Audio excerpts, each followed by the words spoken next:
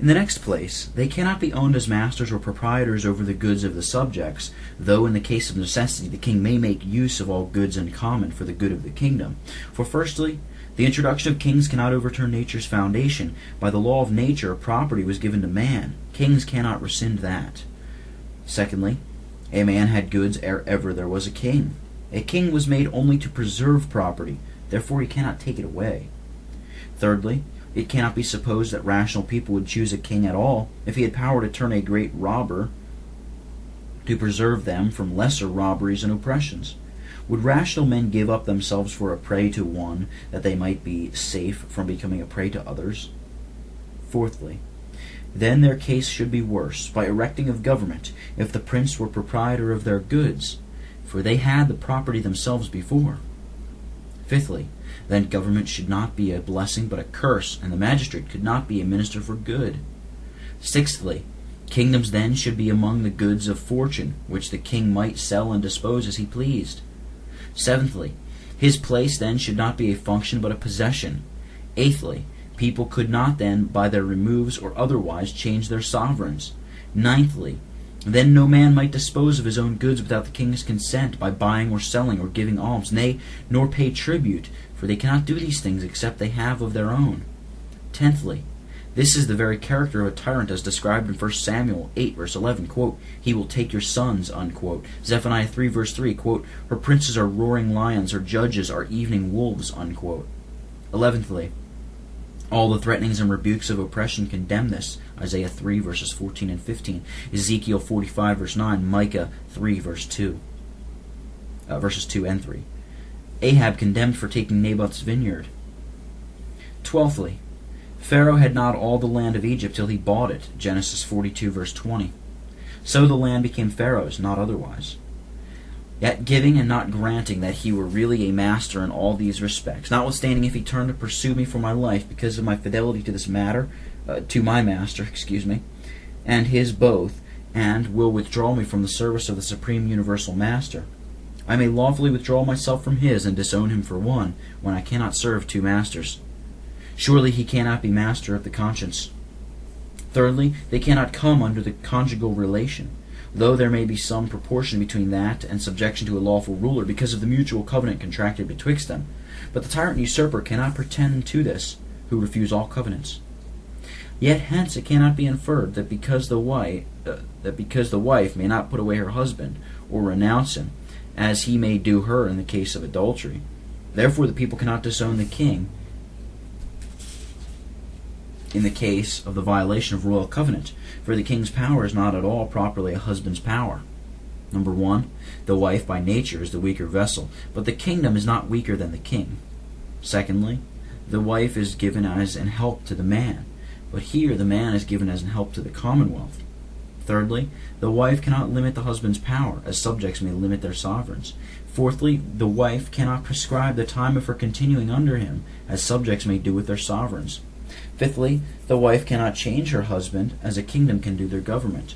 Sixthly, the husband hath not power of life and death, but the sovereign hath it over malefactors. Yet giving and not granting his power were properly marital, if the case be put, that the man do habitually break the marriage covenant, or take another wife, and turn also cruel and intolerable in compelling his own wife to wickedness, and put the case also that she should not get a legal divorce procedure, who can doubt but she can disown him and leave him? For this case is accepted out of that command, 1 Corinthians 7, verse 10. Let not the wife depart from her husband, meaning for mere difference in religion, or other lesser causes, but adultery doth annul the marriage relation. See Poole's synopsis, critic, and locum. So when a prince breaks the royal covenant and turns tyrant, or without any covenant commits a rape upon the commonwealth, that pretended relation may and must be disowned.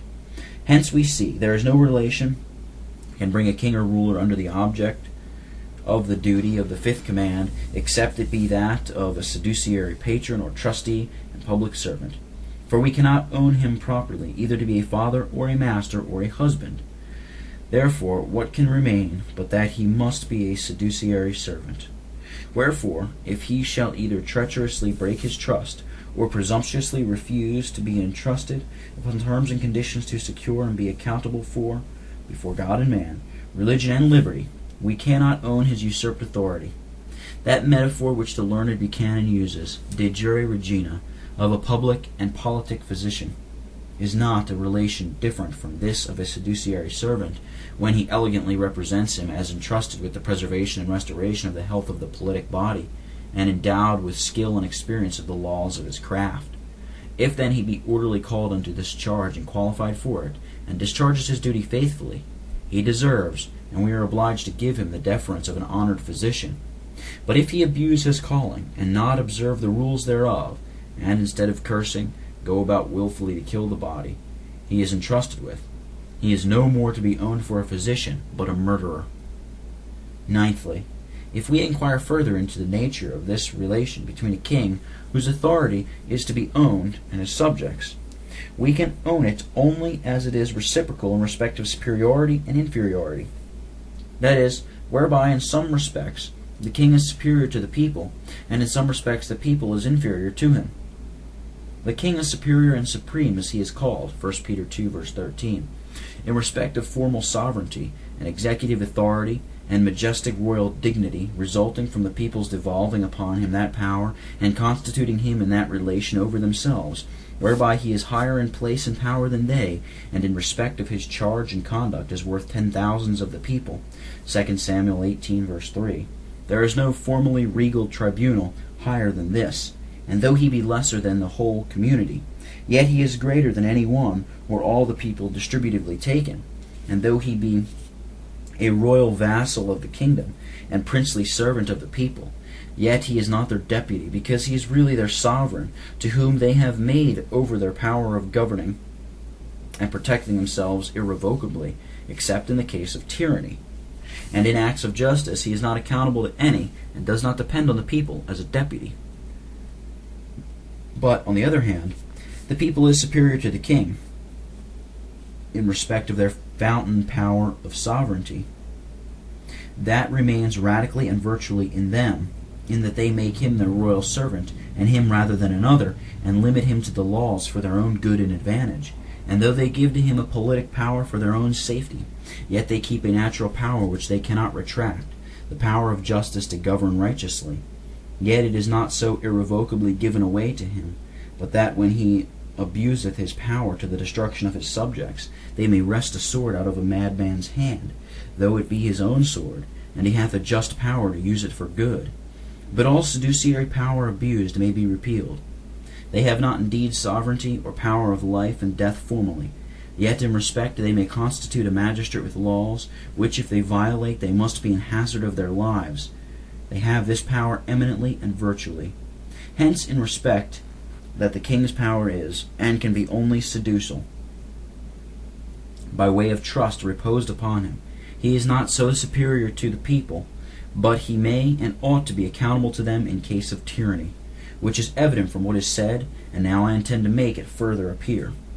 But first, I form the argument thus: we can own no king that is not accountable to the people, ergo we cannot own this king.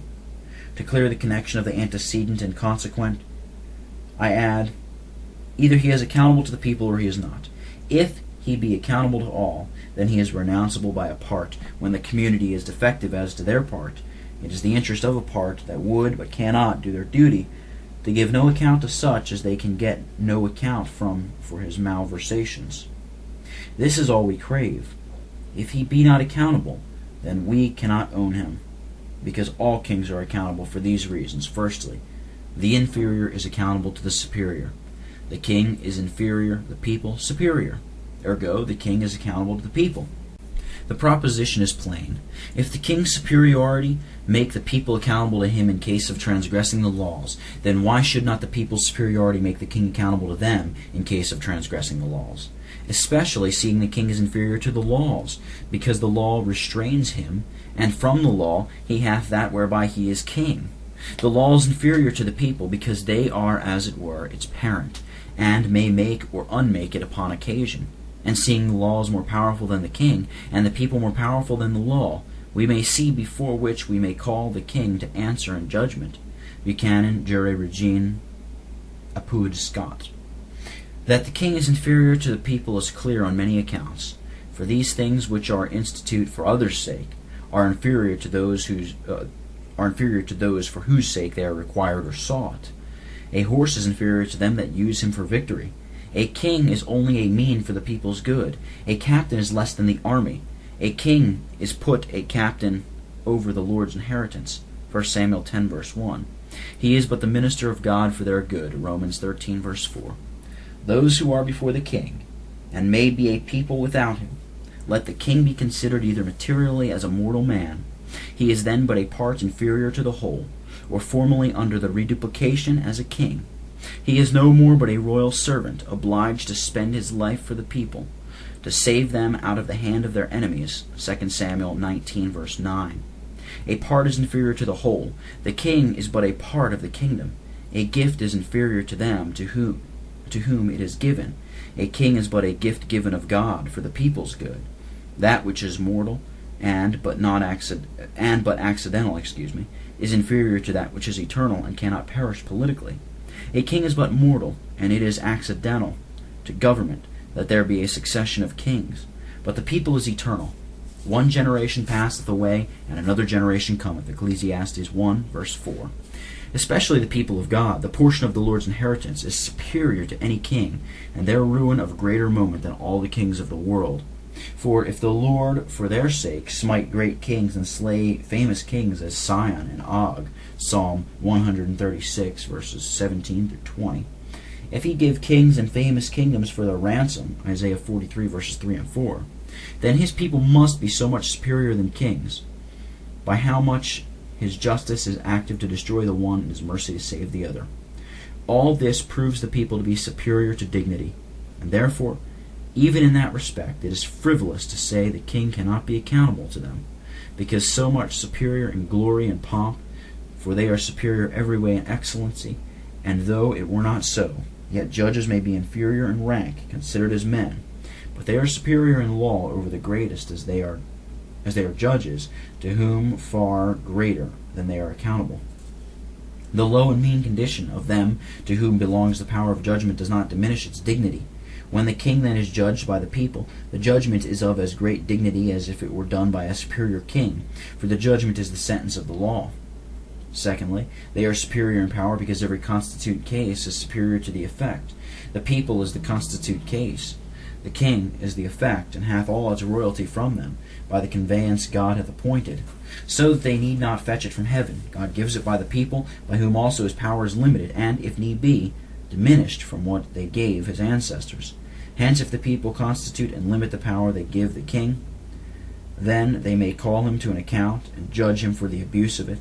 But the first is true, as is proven above. Ergo, the major is undeniable. For sure they may judge their own creature, and call him to an account for the power they gave him, when he abuses it, though there be no tribunal formally regal above him. Yet in the case of tyranny and violating his trust, there is a tribunal virtual eminently above him, in them that made him, and repose that trust upon him, as is said. Thirdly, the fountain power is superior to the power derived. The people, though they constitute a king above them, yet retain the fountain power. He only hath the derived power. Certainly the people must retain more power eminently than they could give to the king, for they gave it and he receives it with limitations. If he turn mad or incapable, they may put curators or tutors over him. If he be taken captive, they may appoint another to exercise the power. If he die, then they may constitute another with more or less power. So then, if they give away all their power, as a slave selleth his liberty, and retain no fountain power or radical right, they could not make use of it to produce any of these acts. They set a king above them only with an executive power for their good, but the radical power remains in the people, as in an immortal spring, which they communicate by succession to this or that mortal man, in the manner and measure they think expedient. For otherwise, if they gave all their power away, what shall they reserve to make a new king if this man die? What if the royal line surcease? There be no prophets now sent to the kings. There be no prophets now sent to make kings. And if they have power in these cases, why not in the case of tyranny?